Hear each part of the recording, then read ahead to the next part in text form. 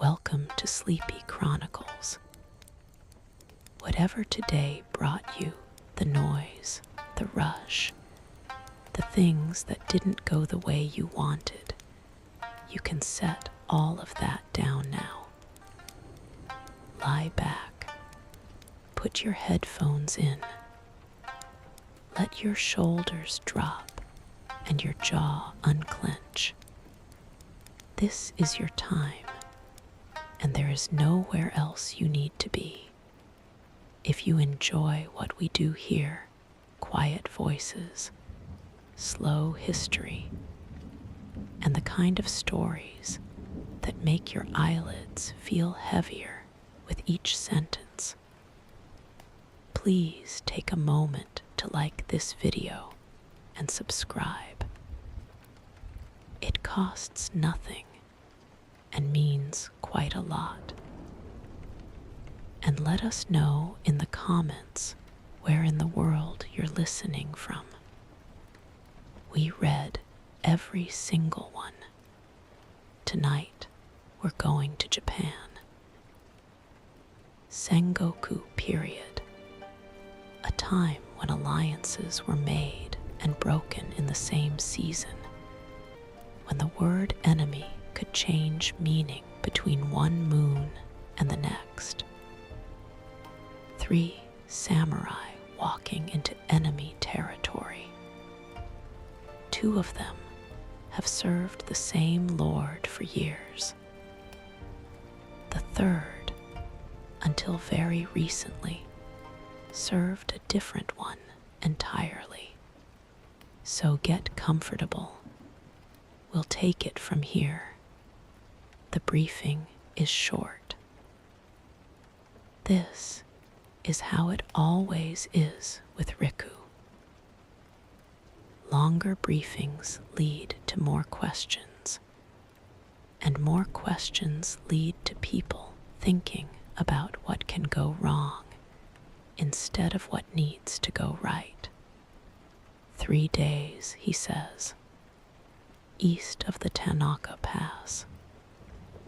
Count the sentries, map the rotation, find the weak point in the eastern gate.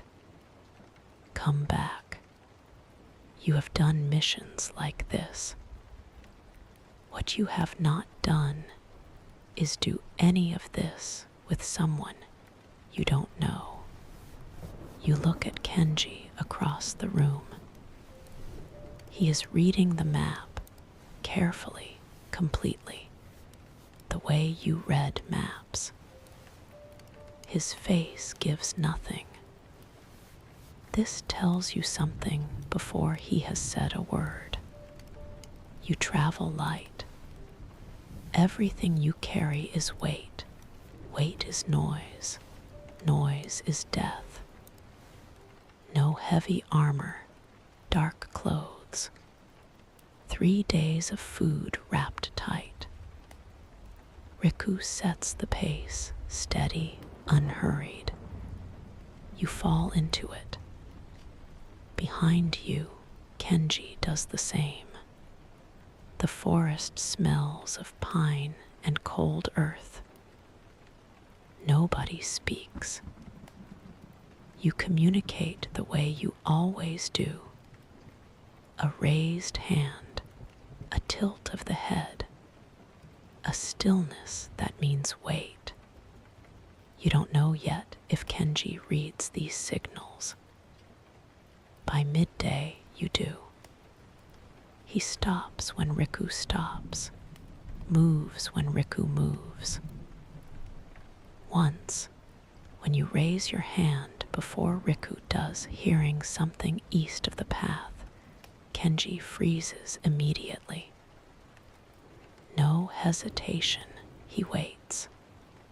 The sound passes. You move on. He doesn't ask what you heard. He doesn't need to. The first night you camp under a rock overhang.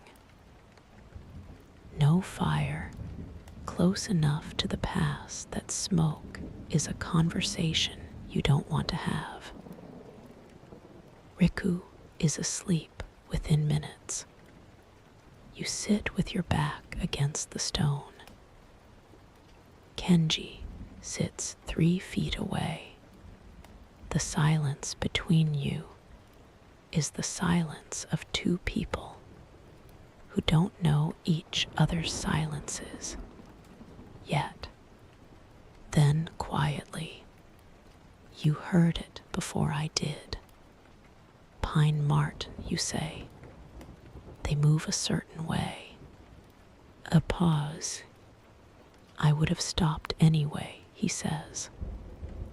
A second later, there is something in it, not pride. Something closer to honesty. He wants you to know he was paying attention. I know, you say. That is all.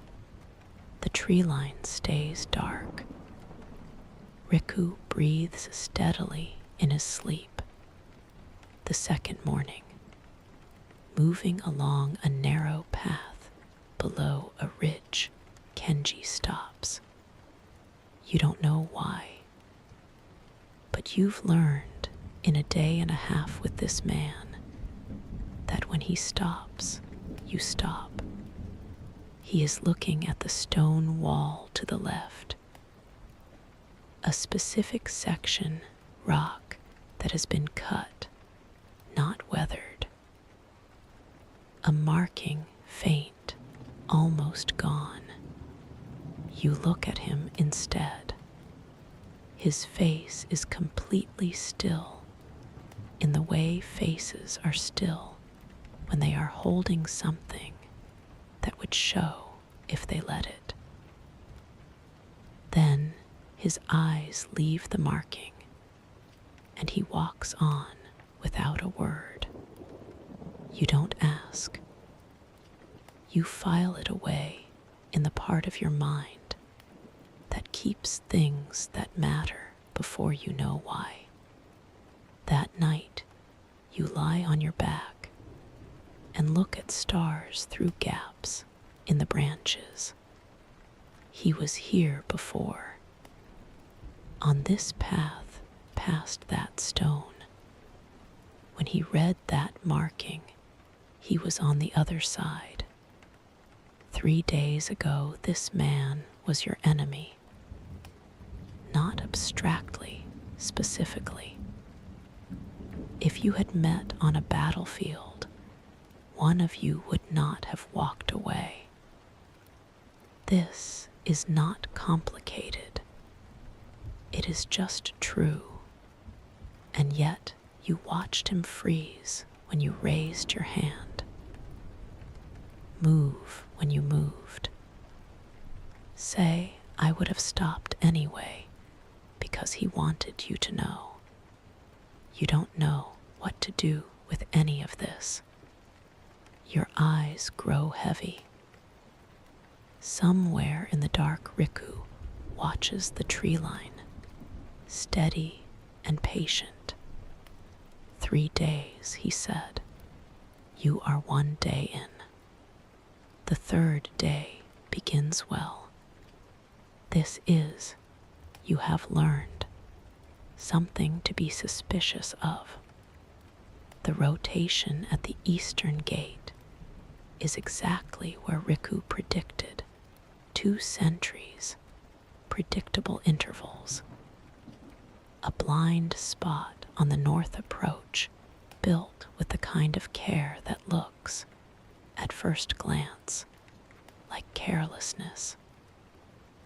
You map it completely. Riku does the same. Kenji moves along the ridge above, silent, counting and measuring with the same thoroughness you've come to expect from him in 3 days. By mid-morning, the work is done. You begin the withdrawal. The mission isn't over until you're back across the line, and the line is still a day's walk east. Riku leads. You follow. Kenji behind. The forest is quiet in the particular way it gets quiet when something in it is paying attention.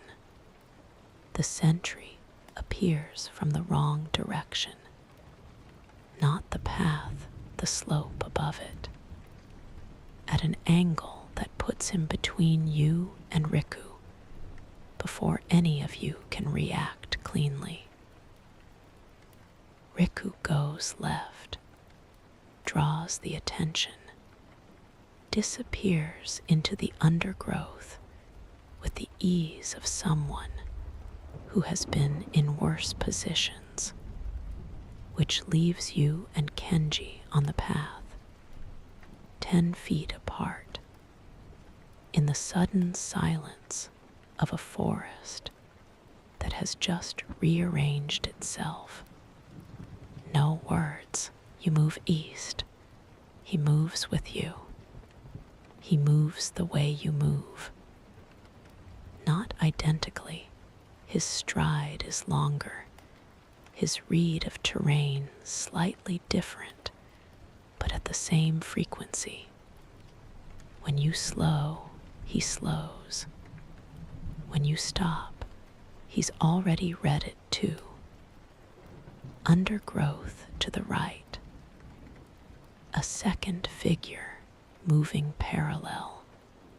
You hold still. He holds still. The figure passes.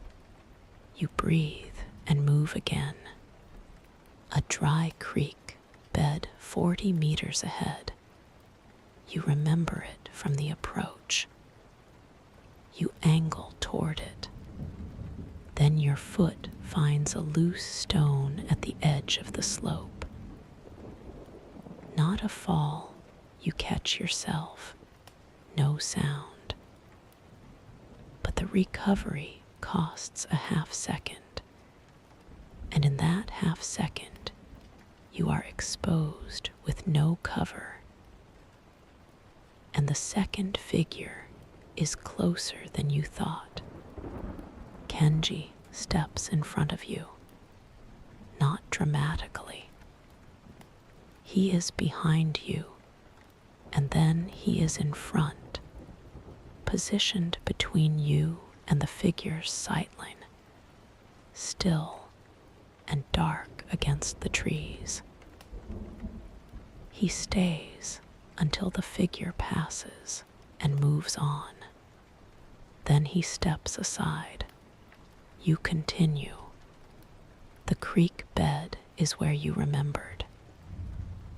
You come up in a stand of cedar with sightlines in 3 directions. You stop. You breathe properly for the first time in 20 minutes. Kenji leans against a tree, imposing careful evenness on his breathing. He stepped in front of you without being asked, without hesitation, without the half-second calculation you would expect from someone deciding whether a person is worth the risk.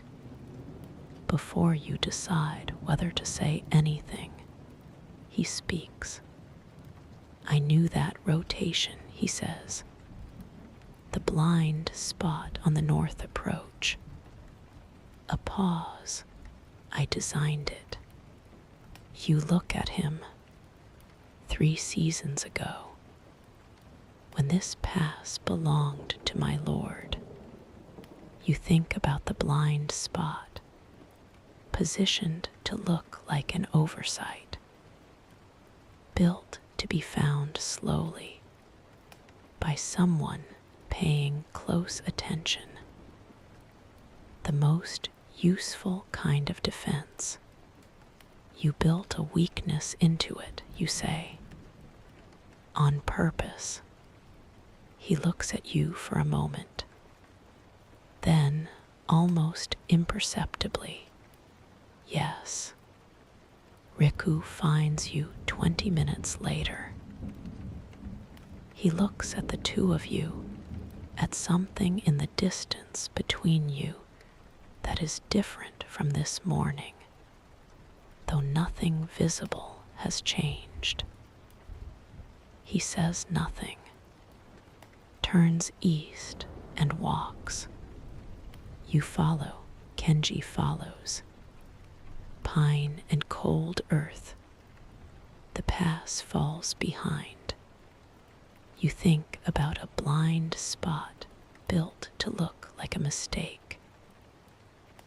About a man who designed a defense and then walked his new lord's samurai through it. What that costs. Whether you're supposed to call it loyalty or something harder to name. And you think about the half second when he stepped in front of you. Was that the mission? Or was it something else? You don't have an answer. The tree's thin. The light changes. The road home appears through the last of the forest. Your eyes grow heavy with the exhaustion of a body that has been paying attention for 3 days and is only now allowing itself to stop. You are almost through. The compound is 1 day away. You know this the way you know terrain, not by counting steps, but by the feel of the land, the forest thinning since midday, the particular quality of light that means you are moving east and the mountains are behind you. One more night, one more watch, then the gate, the debriefing, the return to ordinary rhythms that will feel, for a few days, unusually simple. Riku finds the camp without discussion. A hollow in the hillside, cover on 3 sides, clear sightline east. He eats, checks his blade, and is asleep in the time it takes you to settle your pack. You take first watch. Kenji takes the second.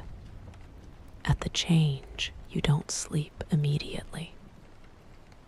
The transition from movement to stillness always takes time. Your body still reading the dark for things that aren't there. You sit with your back against the hillside. Kenji sits 6 feet away, watching east. For a while, there is only the night, insects, wind, the sound of water somewhere below the ridge.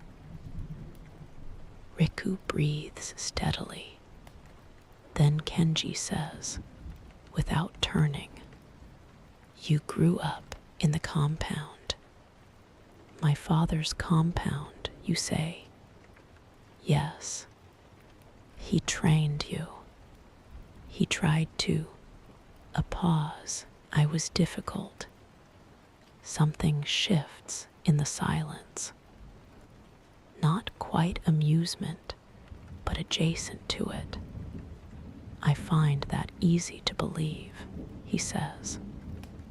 Something in the line of his shoulders is fractionally less contained than it has been for 3 days. You notice this without reaching for it. "What about you?" you say. Not quite a question, an opening. "My lord's compound, north of here." A pause. "I trained with his second son. We were the same age." Another pause, shorter. "He died at Mikawa 2 years ago." He says it evenly, but you have learned in 3 days to read the evenness. It always costs something. I'm sorry, you say. He nods once, accepts it, moves on. You sit in the dark and think about training alongside someone from the time you are old enough to hold a sword, and then watching that person not come back. You think about your own, the ones still alive, the ones not. The arithmetic of it, which you stopped doing consciously because it doesn't help. After a while, his hand closes around something through his clothes. Small, barely visible. The kind of gesture a person makes without knowing they're making it. You don't ask. You look away. But you file it away with the rest of the picture you are building from small things. The silence settles back, comfortable now, in a way it wasn't on the first night. The silence of 2 people who have begun to know each other's quiet. Then you say, without fully thinking it through, your Lord must have trusted you to send you here. After everything, you mean it simply, an acknowledgement of what it costs to cross from one side to another. But the moment it lands, you feel the wrong note. Not what you said, but what it implied. After everything. As if his crossing was something to be compensated for. As if trust was something he needed rather than something he was earning. Kenji goes still, not dramatically. He doesn't move. He just stops for a moment in a way that is different from his usual stillness. Then he continues watching the tree line. Yes, he says, flatly. The conversation is over. Not broken, just closed. You can feel the difference. You sit with the weight of what you said. A true thing in the wrong register. Nothing to do but let it sit in the dark between you. Riku wakes at first light. He reads something in the arrangement of the silence and says nothing. You pack, you move. Kenji walks his usual distance behind you, efficient, careful, present. But the half step of ease that appeared in the dark last night is gone, returned to where it came from. You think about the difference between a true thing and the right thing, about how sometimes they are not the same,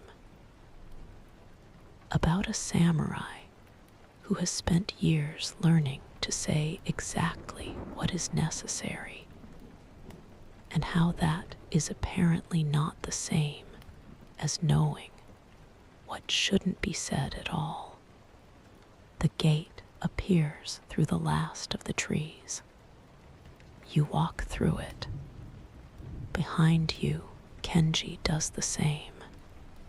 Your eyes are heavy. The forest is behind you. The question you are carrying about cost, about what a person gives when they cross from one side to another, has no answer yet. But it will keep. 3 days back, and the compound has absorbed you the way it always does, without ceremony, without pause. Your pack is unpacked. Your blade is clean. The mission report has been delivered, received, filed. Life continues. You have not spoken to Kenji since the gate. This is not avoidance, or not only avoidance. In a compound this size, with the rhythms of training and duty, and the ordinary business of a garrisoned life, it is possible to go days without crossing someone's path if neither of you is trying to cross it. You are not trying.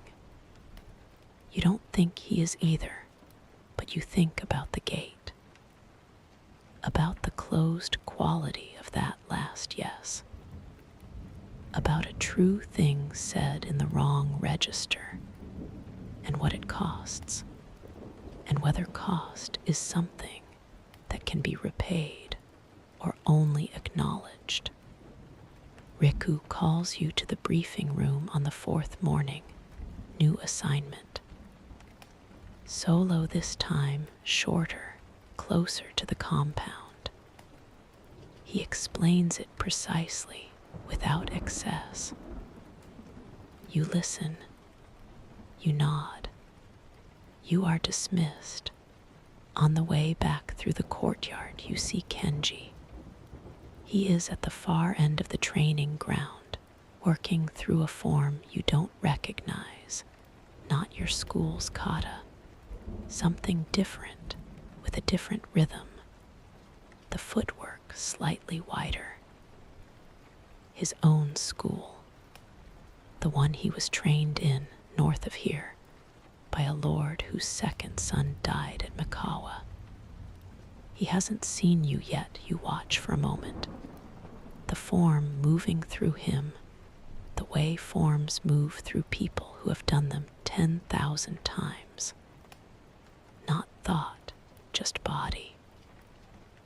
There is something in it that is entirely his. Not your compounds, not your lord's. His. Then he turns and sees you. Neither of you looks away. Neither of you moves. Then you cross the courtyard. You don't plan what you say. You stopped planning after the last plan failed in the dark on a hillside. You walk to where he is, and you stand there, and you say, I said it wrong. The other night, he looks at you. I meant it as acknowledgement of what it costs. A pause. It came out as something else. He is quiet for a moment. I know what you meant, he says. That doesn't mean it landed right, no. It didn't, but without the flatness of 3 nights ago. Something placed where it belongs. He reaches into his clothes and takes out the stone. He doesn't hand it to you. He holds it, lets you see it properly, in daylight, for the first time. Small, dark, smooth. The seal worn almost flat with handling, but still legible. An old clan mark. Northern, my father's, he says. He carried it his whole life. Gave it to me the last time I saw him. He doesn't say when. He doesn't say what happened after. But you are good at reading what people don't say. He would have called it pragmatic, Kenji says. The crossing. He would have said, you serve who you serve, and you serve them completely. And that is all there is. A pause. He believed that, did you? You say. He looks at the stone. I'm still deciding, he says. he puts it away. And the conversation, unlike the one 3 nights ago, doesn't close. It stays open between you, like a window pushed wider rather than shut. The form you were doing, you say. I didn't recognize it, Northern School. Different from yours, show me, you say. He looks at you. And for the first time since the gate, something in his expression moves. You won't be able to follow it, he says. Probably not, you say. Show me anyway. You leave the training ground an hour later, your assignment waiting. Behind you, Kenji returns to his form, his school, his footwork, the kata that is entirely his. You walk through the compound and think about a stone carried a whole life and passed forward, about a man still deciding what he believes, about the difference between serving pragmatically and serving completely, whether those are two things or the same approached from different angles. You think about the window that didn't close. Is accepting someone's past the same as accepting them? Or is the past carried, but not defining, held, but not identical to the hand that holds it? You don't have an answer. But the question, unlike the one 3 nights ago, feels like the right one. Your eyes grow heavy as the afternoon light lengthens. The compound settles into its evening rhythm, wood smoke, cooler air, the sounds of a place winding down.